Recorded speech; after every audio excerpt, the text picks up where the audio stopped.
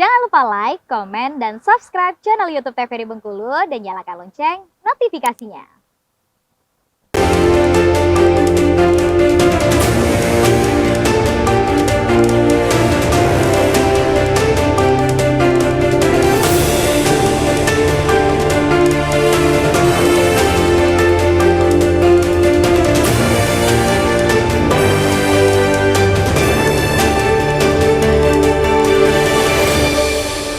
Assalamualaikum warahmatullahi wabarakatuh. Halo pemirsa, selamat sore. Bagaimana kabarnya?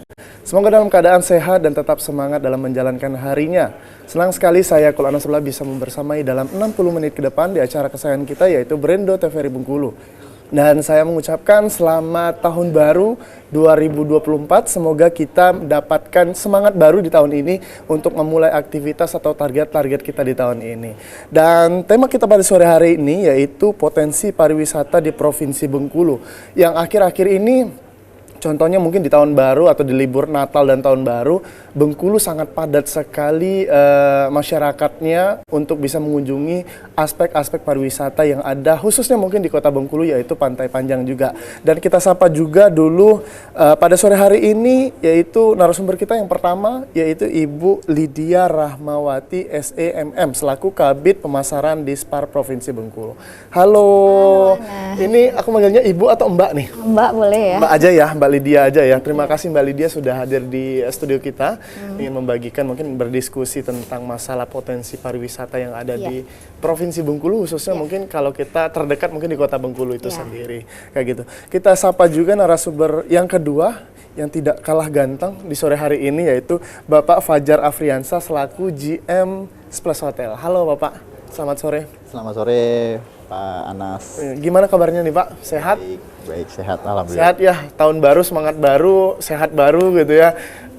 Target baru mungkin ya. Iya, target. kayak gitu. Nah, tema kita pada sore hari ini mengenai tentang potensi pariwisata. Mungkin aku pengen mendengar statement pertama dari Ibu Kabid gitu, atau Mbak Lydia sendiri. Bagaimana sih Mbak potensi atau daya tarik utama yang ada di pariwisata Bengkulu sendiri? Ya, pariwisata di Provinsi Bengkulu merupakan program prioritas yang kita sedang upayakan bangun bersama-sama. Karena pariwisata itu punya potensi besar untuk meningkatkan perekonomian masyarakat, kemudian juga memiliki hubungan yang sangat erat dengan berbagai sektor lainnya gitu.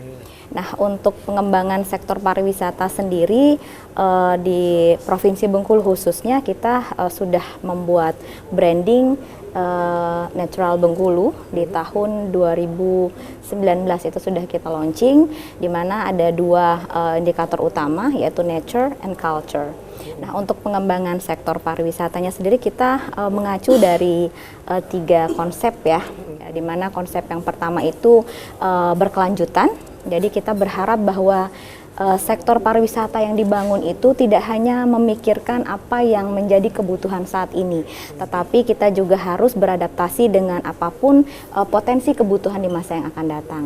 Nah, contohnya wisata-wisata yang sekarang sedang berkembang di Kabawetan, kemudian di desa wisata, apabila memang itu menggunakan lahan yang memang sudah ada, khususnya misalnya dalam pertanian gitu, maka pembangunannya pun tidak hanya tidak menghabiskan lahan yang sudah ada, tetapi bisa bersinergi dengan lahan-lahan yang sudah ada sehingga tidak mengurangi produksi hasil pertanian seperti itu. Kemudian kita mengusung konsep CBT. Apa itu CBT? Yaitu community based tourism, di mana kita pariwisata itu berbasis pada masyarakat. Kenapa kita harus berbasis kepada masyarakat, Anas? Karena memang dalam sektor kepariwisataan itu kita ingin menyejahterakan masyarakat terlebih dahulu. Maka yang harus terlibat paling banyak dominan dalam pengembangan sektor pariwisata yaitu masyarakat yang ada di daerah tersebut. Nah, jadi kalau memang mereka sudah terlibat, mereka yang akan secara langsung merasakannya.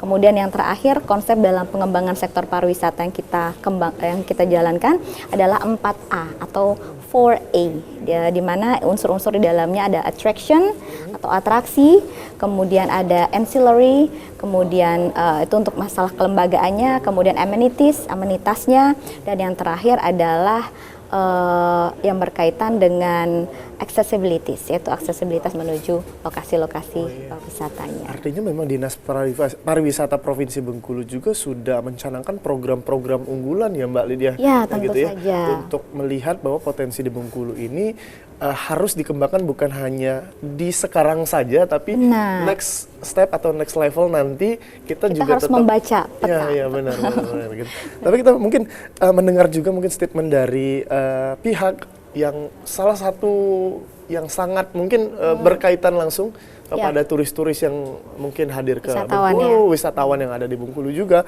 Itu mungkin dari Pak Fajar Afriansah, gimana nih Pak kalau ditanya tentang potensi di Bengkulu seperti apa?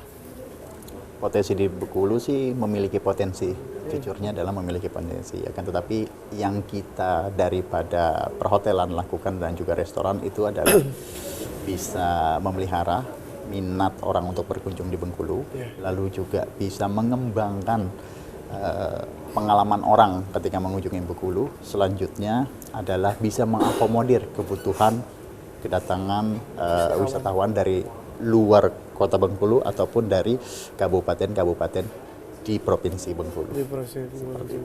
Nah, kalau untuk libur Natal dan Tahun Baru seperti apa nih Pak yang Bapak rasakan sendiri tentang mungkin dari pihak swastanya, dari penyedia mungkin penginapan yang salah satu di Kota Bengkulu sendiri seperti apa? Jadi di dunia perhotelan itu kan sudah terukur tentang grafik ataupun volume keramaian tingkat hunian. Jadi memang awal tahun sampai dengan 4 bulan pertama itu adalah masa low season. Lalu Mei sampai dengan Agustus itu adalah agak sedikit menaik. Nah, selanjutnya September sampai dengan Desember, apalagi di minggu ketiga setelah Desember itu pastinya kan tingkat okupansi hunian itu ramai. Puncaknya ya Mas? Betul. Jadi adalah terakhirnya gitulah, minggu terakhir ataupun episode terakhir dari setiap tahun ya minggu ketiga di bulan Desember. Minggu ketiga. Kalau berbicara tentang Natal dan Tahun Baru sama seperti tahun-tahun sebelum sih, pasti ramai terus. Pasti ramai terus ya. Dan semua hotel dan restoran. Ada nggak perbedaan sendiri Mas untuk mungkin di tahun sebelumnya seperti apa yang dirasakan atau mungkin vibes-nya tahun ini seperti apa yang dirasakan pihak-pihak penyedia hotel sendiri? Sama aja sih. Sama aja ya? Sama aja, tapi karena memang saya adalah pendatang baru untuk menghadapi Natal dan Tahun Baru di 2023. Saya kan mulai joinnya adalah di awal tahun. Oh, di awal tahun. Ya, tapi berdasarkan historical, berdasarkan data statistik dari tahun ke tahun ya kurang lebih sama aja. Cuman kan sekarang ada yang baru, ada restoran baru, makin banyak juga guest house, jadi makin lebih meriah. Iya, benar. Makin lebih banyak pengunjung yang mengunjungi Bengkulu. Dan saya berharap juga bahwasanya di depannya nanti di tahun 2024 ini banyak hotel-hotel yang bermunculan, banyak restoran-restoran yang bisa mengikuti, lalu banyak juga interesting point yang bisa memajukan Provinsi Bengkulu secara keseluruhan. Baik, tapi ditahan dulu mungkin diskusi kita pada sore hari ini karena masih banyak mungkin yang bisa disampaikan lagi bagaimana tentang potensi yang ada di Provinsi Bengkulu itu sendiri. Untuk para pemirsa jangan kemana-mana, tetap di TVRI Bengkulu.